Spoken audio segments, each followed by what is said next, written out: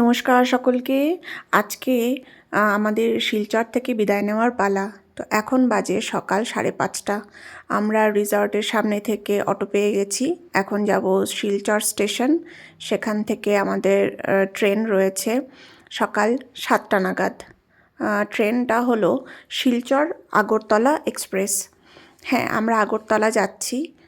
আমাদের ট্রেনটা প্ল্যাটফর্মে দাঁড়িয়েছিল, তো এখন ট্রেনে উঠবো, উঠে লাগেজ টাগেজ রাখবো।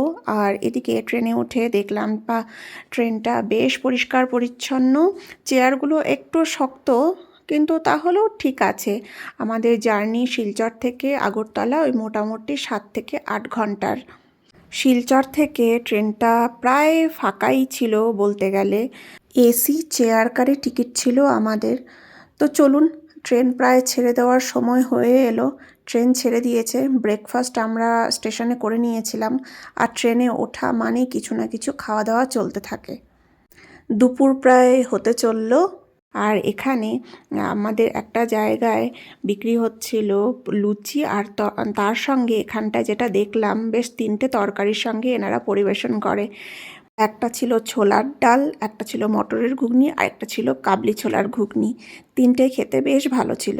তো চলুন, কথা বলতে বলতে আমরা প্রায় পৌঁছেই গেছি আগরতলা স্টেশনে। এখন বাজে বিকেল 4টে।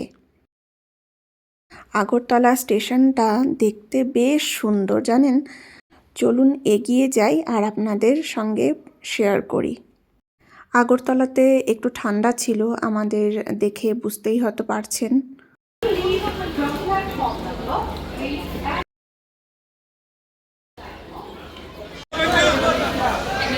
চলে এসছি আমরা প্ল্যাটফর্মের বাইরে। তো এখান থেকে আমাদের কোনো কিছুই হোটেলে যাওয়ার জন্য কোনো টোটো বা অটো কিছুরই দরকার নেই।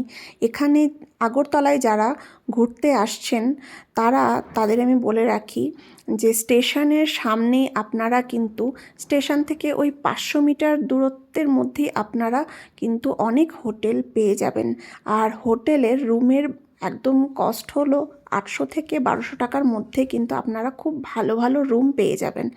তো আমরা উঠেছিলাম এই হোটেলটায়, হোটেল পূর্ণিমাতে।